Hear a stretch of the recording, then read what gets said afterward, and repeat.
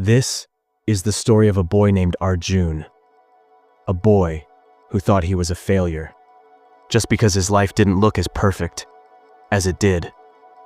On his phone screen, Arjun sat alone, in his small, dimly lit room, phone in hand, thumb moving endlessly. He continuously scrolling. His friends? They looked so happy. Vacations at beaches, selfies in expensive cafes, achievements posted with big smiles. And him? Just homework, missed calls he never returned, and the quiet hum of loneliness. Every picture, every reel, felt like a mirror whispering to him, "You are not enough." Days turned into weeks. Slowly. He stopped talking to his parents, stopped calling his friends, stopped smiling, even at himself. His world shrank into a glowing rectangle that fit in his palm. One morning, his father walked in. "Arjun, take these papers to the office in the next town." Arjun nodded silently. He grabbed the papers in one hand and his phone, like a lifeline, in the other. The old bus rattled as it climbed into the hills. Arjun sat by the window, eyes fixed on the screen. Notification after notification. Likes, comments, stories.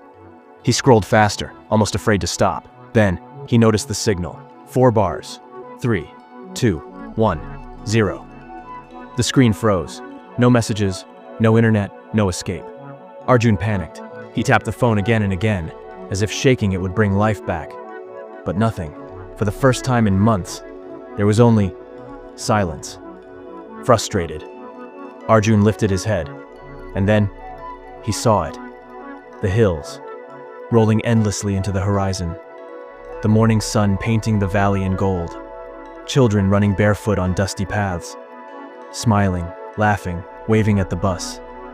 A farmer straightened his back, wiping sweat, and still smiling in greeting. Arjun blinked.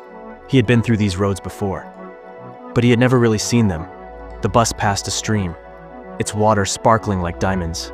The air smelled of wet earth and pine. It felt fresh, alive. Arjun slowly slid the phone into his pocket, and for the first time in months, he smiled. A small, genuine smile.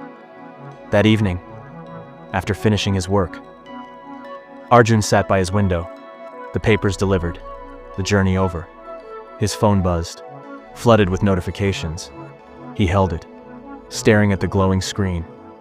But this time, he didn't rush to open it. Instead, he whispered softly to himself, "The problem was never the phone.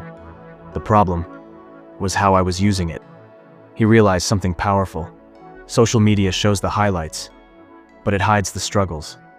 It shows the smiles, but not the tears. And comparing his life to someone else's best moments was like comparing the night sky to a single shining star. Life was never meant to be compared. It was meant to be lived. So remember this. When your phone has no signal, maybe that's the moment your heart finally connects to the real world. Falling behind online doesn't mean you're failing in life.